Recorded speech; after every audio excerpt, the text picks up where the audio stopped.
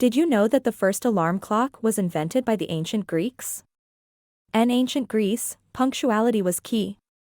That's why they created the water clock, also known as the clypsedra. As water trickled down from an upper chamber to a lower one, it created a unique sound. But there's more. Attached to the water clock was a whistle.